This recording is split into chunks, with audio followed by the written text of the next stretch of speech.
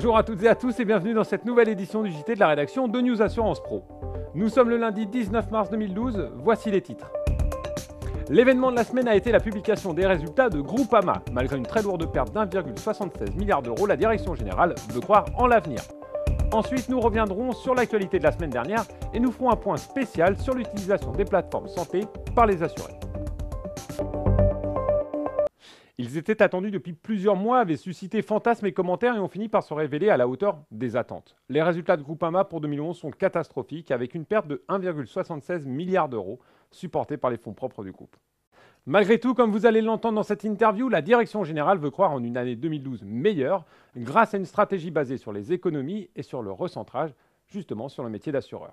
Pour moi, l'année 2011 est la conclusion d'un cycle un tout petit peu difficile, pour ne pas dire infernal, puisque nous avons eu, au cours des années 2009, 2010 et 2011, tout ce qui peut arriver de pire à des assureurs, à travers des tempêtes, des catastrophes naturelles, un retournement de cycle en assurance automobile, ce que nous n'avions pas vu depuis au moins 20 ans, une chute des marchés actions et, au-delà de toute espérance, le défaut d'un État de la zone euro. Donc effectivement, 2009, 2010, 2011, une période à très vite oubliée. L'ère des profits basés sur les plus-values financières est derrière nous, parce que les marchés ne le permettraient plus, et parce que ce n'est pas au fond notre philosophie mutualiste.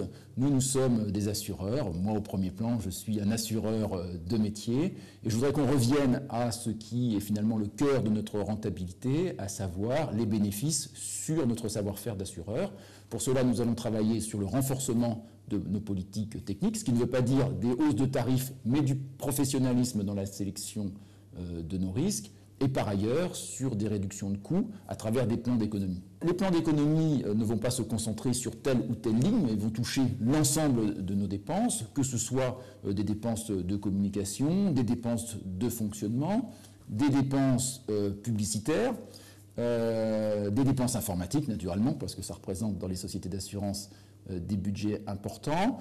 Nous irons aussi vers une stabilisation des effectifs, mais en tout état de cause, comme je disais tout à l'heure, il n'y aura pas de conséquences directes sur l'emploi des moins-values financières, il y aura juste, à travers le turnover et les mouvements naturels de l'entreprise, une stabilisation ou un ajustement des effectifs. Nous revenons maintenant sur une actualité passée cette semaine. Un sondage montre que les assurés santé ne suivent pas forcément les recommandations de leur compagnie d'assurance et ne vont pas dans les réseaux de soins. Un sujet préparé par Lorraine Rimondi. La Centrale des opticiens a rendu sa deuxième étude sur les porteurs de lunettes et les réseaux d'opticiens proposés par les organismes complémentaires. À périmètre constant, l'information progresse puisque les assurés sont aujourd'hui 80% à être informés de l'existence d'un réseau proposé par leurs complémentaires. Surprise, contre toute attente, c'est le nombre d'assurés qui choisissent de ne pas se rendre dans les réseaux d'opticiens agréés qui progresse, passant du simple au double, alors que le taux d'assurés suivant les recommandations de leurs complémentaires reste stable. Pourquoi y a-t-il plus de rebelles? Alors c'est peut-être lié à la dernière partie de notre étude qui vient confirmer les chiffres d'il y a 2 ans. C'est que nous constatons toujours qu'entre les assurés qui ont librement choisi leur point de vente et ceux qui ont suivi la recommandation de leur assurance, eh bien une différence de perception de la qualité de service qui leur a été délivrée dans ces points de vente. Sur tous les aspects métiers, la qualité de la prestation qui leur a été délivrée, eh bien, ceux qui se sont rendus dans un point de vente qu'ils ont librement choisi sont bien plus satisfaits que ceux qui se sont vus imposer un point de vente. Les écarts sont de l'ordre de 8 à 18 points, des écarts qui peuvent être significatifs.